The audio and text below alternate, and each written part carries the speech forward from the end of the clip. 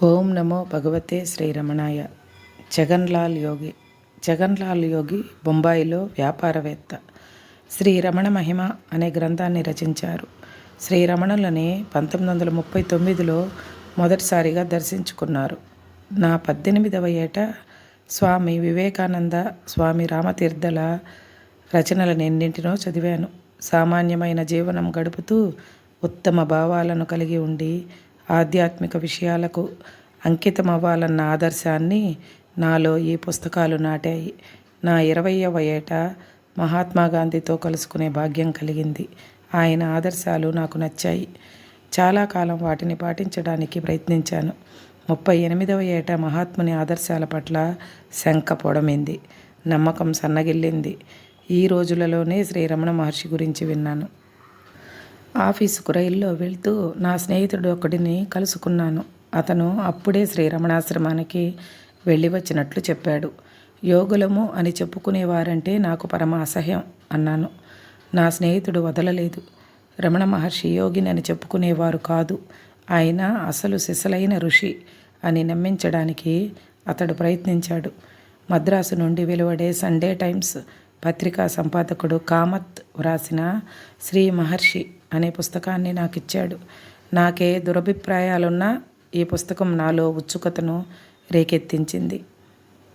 మహర్షి పట్ల ఆసక్తి కలిగి వారి జీవిత చరిత్ర, సెల్ఫ్ రియలైజేషన్ని నా స్నేహితుని వద్ద నుండి అరువు తెచ్చుకున్నాను. నాకు తెలియకుండానే శ్రీరమణుల పట్ల జిజ్ఞాస నాలో పెరగజొచ్చింది.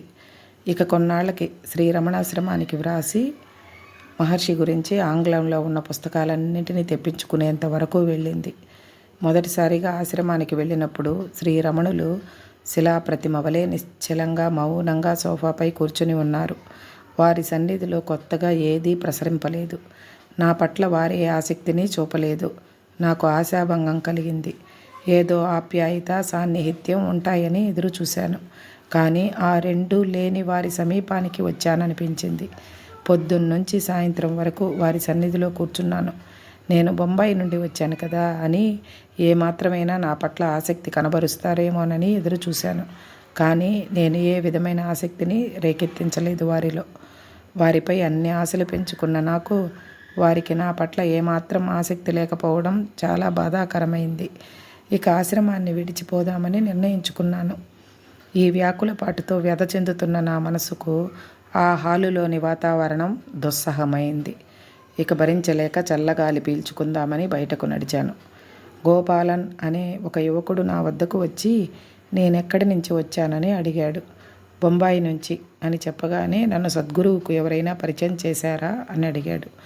నన్ను ఆశ్రమం ఆఫీసుకు తీసుకువెళ్ళాడు. ఆ తరువాత హాలులోకి తీసుకువెళ్ళి మహర్షికి పరిచయం చేశాడు. గుజరాతీలోకి కిషోర్లాల్ అనువదించిన ఉపదేశ సారమును తెప్పించి వాటిలోని పద్యాలను చదవమన్నారు. నేను పఠిస్తుండగా శ్రీ భగవాన్ నన్ను నిశితంగా గమనిస్తున్నారు అనిపించింది. వారి నేత్రాల జ్యోతి నా చైతన్యాన్ని నింపేస్తున్నట్లు అనిపించింది. నాకు తెలియకుండానే వారి మౌన వీక్షణం నాలో అతి సూక్ష్మమైన స్పష్టమైన పరివర్తనను తెచ్చింది. నా హృదయంలోంచి ఇది వరకటి చింత మాయమైంది. ఆ స్థానంలో వర్ణింపలేని సంతోషం నిండిపోయింది. ఆ సాయంత్రం భోజనాల వేళ శ్రీ భగవాన్ దగ్గరగా కూర్చున్నాను.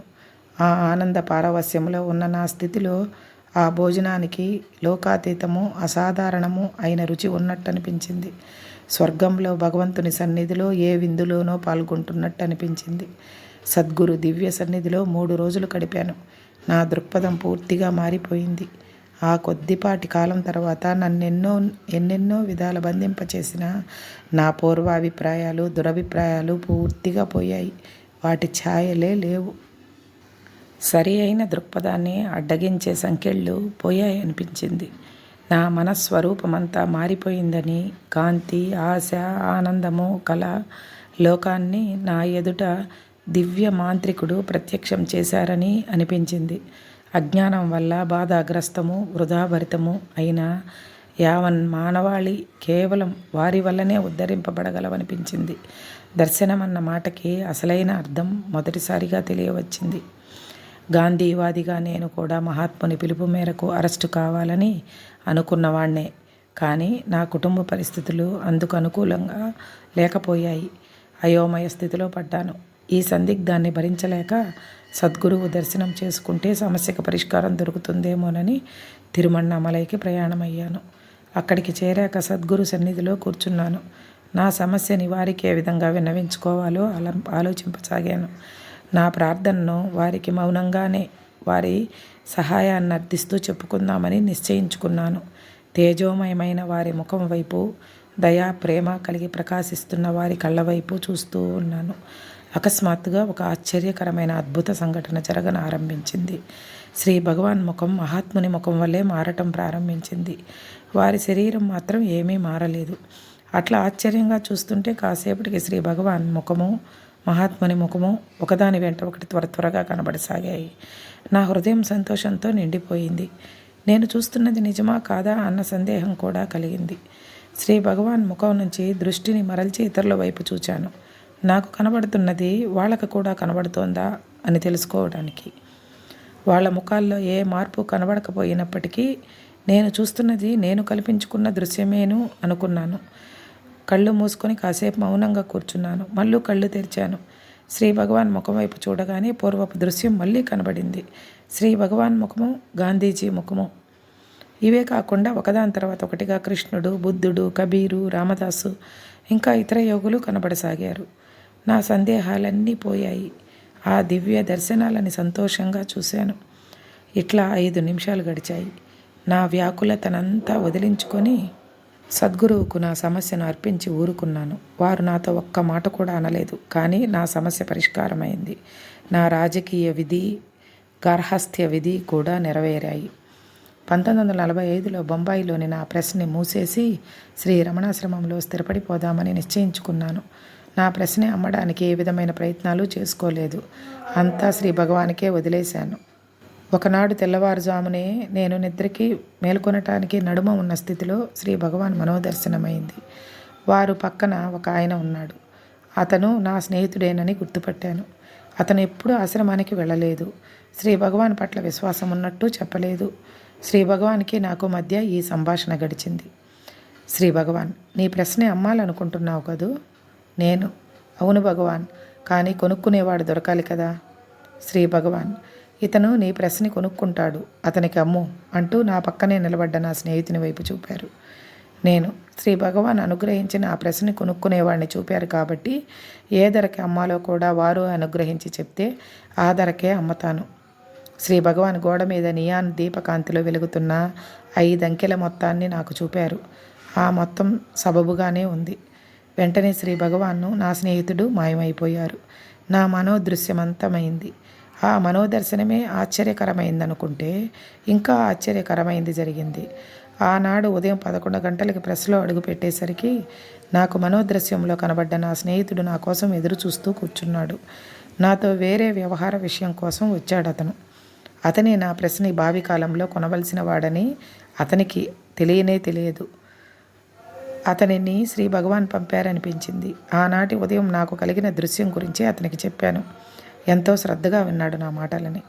నేను చెప్పిందంతా పూర్తయ్యాక మీ గురువు గారు చెప్పిన ధరకే నీ ప్రశ్న నేను కొంటాను అన్నాడు. నా సంతోషానికి మేరలేకపోయింది. శ్రీ భగవాన్ అనుగ్రహం వల్ల ప్రెస్ అమ్మాలన్న కోరిక తీరింది. వ్యవహారం కూడా 1 నిమిషంతో ముగిసింది. బొంబాయిలోని ప్రెస్ని అమ్మివేసి శ్రీ రమణాశ్రమంలో స్థిరపడాలని నా ఉద్దేశం. కానీ శ్రీ భగవాన్ భక్తులకి ఈ విషయం తెలిసిన తర్వాత నేను ఆశ్రమంలో ఉండటం కన్నా బెంగళూరులో ఉండి శ్రీ రమణాశ్రమాన్ని ఎక్కువ ఉపయోగపడవచ్చునన్నారు. అక్కడ ఒక ప్రెస్ని పెడితే ఈ ఆశ్రమానికి సంబంధించిన అచ్చు పనులన్నీ చేయవచ్చని వారు సూచించారు. నాకు నచ్చింది ఆ సూచన. బొంబాయిలోని నా ప్రెస్ని అమ్మటానికి శ్రీ భగవాన్ సహాయపడడానికి కారణం నేను బెంగళూరు వెళ్ళి అక్కడ వారి పని చేయాలని గ్రహించాను. ఆ ఊరు నాకు కొత్తే, అయినా చాలా కాలంగా మూతపడి ఉన్న ఒక ప్రెస్ని కనుక్కోగలిగాను. అది అమ్మకానికి ఉంది.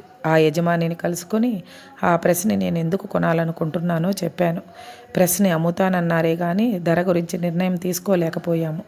ఈ చిక్కుముడిని విడదీయడానికి ఇద్దరం శ్రీ రమణాశ్రమానికి వెళ్ళి శ్రీ భగవాన్ దర్శనం చేసుకున్న తర్వాత ధర సంగతి మాట్లాడుకుందామని నేను సూచించాను. నేను బెంగళూరు వెళ్ళటం శ్రీ భగవాన్ సంకల్పం కాబట్టి వారి దర్శనం వల్ల ఈ వ్యవహారం పరిష్కారం తేలికవుతుందని భావించాను. ఆ ప్రెస్ యజమాని నా సూచనకి అంగీకరించాడు. ఇద్దరం ఆశ్రమానికి వెళ్ళాం. అక్కడికి వెళ్ళిన తర్వాత శ్రీ భగవాన్ దివ్య సన్నిధికి వెళ్ళి నాతో పాటు వచ్చిన ఆయనని పరిచయం చేసి నేను బెంగళూరులోని అతని ప్రెస్ని కొనాలనుకుంటున్నట్టు, ఆ ప్రెస్లో ఆశ్రమానికి సంబంధించిన అచ్చు పనులే చేయాలనుకుంటున్నట్టు వారికి విన్నవించుకున్నాను. శ్రీ భగవాన్ ఏమీ అనలేదు, తల పంకించారంతే. శ్రీ భగవాన్ని దర్శనం చేసుకున్న కొద్ది గంటలలోనే ఆ ప్రెస్ యజమాని వైఖరిలో అద్భుతమైన మార్పు వచ్చింది. నా దగ్గరకు వచ్చి నేను ఏ ధర చెప్తే దానికి ప్రెస్ని అమ్ముతానన్నాడు. నాతో ఆశ్రమానికి వస్తానని అతను ఒక షరతు మీద ఒప్పుకున్నాడు. ఆశ్రమంలో వ్యాపార విషయం ఏమీ మాట్లాడకూడదు అంటూ. శ్రీ భగవాన్ దర్శనమైన తర్వాత మాత్రం ఆ వ్యాపార వ్యవహారం వెంటనే తేల్చేయాలన్నాడు. ఒక ఒప్పందాన్ని ఖరారు చేసుకొని ఆశ్రమంలోని పత్రాల మీద సంతకాలు పెట్టాం. ఒక వారం రోజుల్లోపునే ఆ ప్రెస్ నా ఆధీనమైంది. ఆ సంస్థకి అరుణా ప్రెస్ అని శ్రీ భగవాన్ స్వయంగా నామకరణం చేశారు. ప్రెస్ మళ్ళీ పనిచేయాలంటే చాలా పనులు చేయించవలసి వచ్చింది. శ్రీ భగవాన్ అనుగ్రహం వల్ల ఆశ్రమం వాళ్ళు ఏ పని చెప్తే దానిని చేయటానికి శీఘ్రంగానే సిద్ధమయ్యాను. శ్రీ భగవాన్ తిరువన్నామలైకి దయచేసి 50 సంవత్సరాలు పూర్తయిన సందర్భంలో భక్తులు ఒక స్వర్ణోత్సవ ప్రత్యేక సంచికని అచ్చు వేయించాలని నిశ్చయించుకున్నారు. ఆ ముద్రణ బాధ్యతని నా ప్రెస్కి అప్పగించారు. అప్పటి వరకు ఈ ప్రెస్లో ఆశ్రమానికి సంబంధించిన చిన్న చిన్న పుస్తకాలని అచ్చు వేశాం. కానీ ఈ ప్రత్యేక సంచిక కొన్ని వందల పేజీలు ఉండబోతోంది కాబట్టి స్వర్ణోత్సవాలు జరిగే నాటికి తగినంత కాల వ్యవధి లేనందువల్ల సకాలంలో పని పూర్తి చేయలేననిపించి ఆ భారాన్ని వహించడానికి మొదట్లో వెనుకాడాను. కానీ చివరికి పనిని చేపట్టాను. మొదట్లో నా భయం సహేతుకమైనదేననిపించింది. పెట్టిన గడువు కంటే 10 రోజుల ముందు వరకు ఆ గ్రంథంలో చాలా తక్కువ భాగమే పూర్తయింది. నాకు ధైర్యం చాలలేదు. ఆశ్రమానికి పరిగెత్తాను. అక్కడ శ్రీ భగవాన్ ఎదుట సాగిలపడి వేరొక ప్రెస్ సహాయం తీసుకోకపోతే ఈ సంచిక సెప్టెంబర్ 1 కల్లా అచ్చు కాదు అని విన్నవించుకొని కూర్చున్నాను. వారి దర్శన భాగ్యాన్ని ఆస్వాదించాను. వారి సమాధానానికై ఎదురు చూశాను. కొంత మౌన వ్యవధి తర్వాత వారు అతి మధురంగా నీ పని నీవు చేయి అనేసి ఊరుకున్నారు. ఈ 3 ముక్కలు నన్ను సమ్మోహనపరిచాయి. నాలో కొత్త ఉత్సాహాన్ని శక్తిని కలిగించాయి. అనుకున్న రోజుకి పుస్తకం వెలువడుతుందన్న నమ్మకాన్ని నాలో కలిగించాయి. నా ప్రభువు నుండి నాకు ఆజ్ఞ లభించింది. నేను నా పనిని చేయాలి అంతే. దీనికి సంబంధించిన ఇతర వివరాలను శ్రీ భగవాన్ చూసుకుంటారన్న నమ్మకం ఏర్పడింది. బెంగళూరు తిరిగి వచ్చి అక్కడ జరిగిన దానిని నా తోటి పనివాళ్లతో చెప్పాను. నా వలనే వాళ్ళంతా కూడా శ్రీ భగవాన్ ఆజ్ఞను స్వీకరించారు. ఆ తర్వాత కొద్ది రోజుల్లోనే అందరం రేయింబవళ్ళు ఎంతో ఉత్సాహంతో విశ్వాసంతో పనిచేశాం. వెనక్కి తిరిగి చూసుకుంటే ఆ కొద్ది రోజులలో మేము చేసిన పని ఆశ్చర్యం కలిగిస్తుంది. ఇంకా 3 రోజులే గడువు ఉండగా ఆశ్రమానికి వెళ్తున్న ఒక భక్త బృందం మా ఇంటికి వచ్చింది. స్వర్ణోత్సవ వేడుకలకై వారు ఆశ్రమానికి వెళ్తున్నారు. వారిలో 3 పుస్తకాలను బైండ్ చేయడంలో నిపుణులు. ఎట్లాగో వాళ్ల సహాయాన్ని కూడా పొందగలిగాను. గడువు ముగిసే ముందే పని పూర్తయింది. 1945-47 నడుమ శ్రీ రమణాశ్రమ ప్రచురణలన్నిటినీ అరుణా ప్రెస్లోనే ముద్రించాం. పని క్లిష్టంగా ఉండేది. ఒక్కోసారి ఈ ప్రచురణల విషయం చూసుకునే ఆశ్రమవాసితో నేను తరచూ వాదించవలసి వచ్చేది. మా విభేదాలు తీవ్రమవటంతో పరిష్కారానికి శ్రీ భగవాన్ వద్దకు వెళ్ళవలసి వచ్చింది. మధ్యాహ్నం 12 గంటల తర్వాత శ్రీ భగవాన్ విశ్రాంతి సమయాన్ని ఎంచుకున్నాం. వారితో ఒంటరిగా గడపవచ్చునన్న ఉద్దేశంతో మధ్యాహ్న భోజనానంతరం హాలులోకి వెళ్ళి శ్రీ భగవాన్ కోసం వేచి ఉన్నాం. వారితో మాకేదో వ్యవహారం ఉందని గ్రహించి వారు వచ్చి సోఫాపై కూర్చున్నారు. మేమిద్దరం మా అభిప్రాయాలను వారికి విన్నవించుకున్నాం. మా వాదనలను ప్రశాంతంగా విన్నారు. తమ తీర్పుని మౌన భాషలో ఇచ్చారు. మా వాదనలను వింటున్నప్పుడు ముగిసిన తర్వాత కూడా దరహాసంతో మౌనంగా కూర్చున్నారు. ఆ తీర్పే మాకు తగినదనిపించింది. శ్రీ భగవాన్ మౌనమే మా ఇద్దరి నడుమ వారధి అయింది. హాలులోంచి బయటికి వస్తూనే ఇద్దరం ఒకరినొకరు కౌగిలించుకున్నాం. ఆ కొద్ది నిమిషాలలో మా మనసులు మారిపోయాయి. గతాన్ని మరిచి స్నేహితులుగా ముందు ఉందామని నిర్ణయించుకున్నాం. పట్టుదారంతో శ్రీ భగవాన్ మమ్మల్ని బంధించారు. ఆ బంధం తెగిపోలేదు. శ్రీ భగవాన్ భాష మౌనమే. ఒకసారి ఒక కలెక్టరు, డిప్యూటీ కలెక్టరు దర్శనానికి వచ్చారు. కలెక్టరు తాను చేసిన వివిధ సాధనలను, చదివిన ఆధ్యాత్మిక పుస్తకాలను ఏకరువు పెట్టాడు. ఆయన తర్వాత డిప్యూటీ కలెక్టర్ కూడా తన పొడుగాటి కథను వినిపించాడు. ఏ ఉపన్యాసాలు అయిన తర్వాత కూడా శ్రీ భగవాన్ మౌనంగానే ఉండిపోయారు. ఆ మౌనం కలెక్టర్కి నచ్చక, మేమింతసేపు చెప్పుకున్నాం, మాకేమైనా చెప్పండి, ఎంత క్లుప్తంగానైనా సరే అన్నాడు. శ్రీ భగవాన్ అతనితో, ఇంతసేపు నేను నా మౌన భాషలో మీతో మాట్లాడుతూనే ఉన్నాను. మీరు దానిని వినకపోతే నేనేం చేయగలను అన్నారు. సూక్ష్మగ్రాహి అయిన కలెక్టరు శ్రీ భగవాన్ మాటలలోని అంతరార్థాన్ని గ్రహించి భక్తి ముంచుకురాగా వారికి సాష్టాంగ నమస్కారం చేశాడు. ఇద్దరూ శ్రీ భగవాన్ సన్నిధిలో మౌన ధ్యానంలో కూర్చున్నారు. వారు కోరుకుంటున్న శాంతి వారికి లభించి సంతృప్తులై వెళ్ళిపోయారు. శ్రీ భగవాన్ భావానికి వాక్కుకి అతీతమైన స్థితినే మౌనం అంటారు. మౌనం నిత్య భాషణం, నిరంతర మహోత్కృష్టమైన భాషణం అంటారు. దర్శన మాత్రాన బాధను పారద్రోలగల అరుదైల మహాత్ములలో శ్రీ భగవాన్ ఒకరు. దీనికి సందేహం లేదు. హరే రమణ.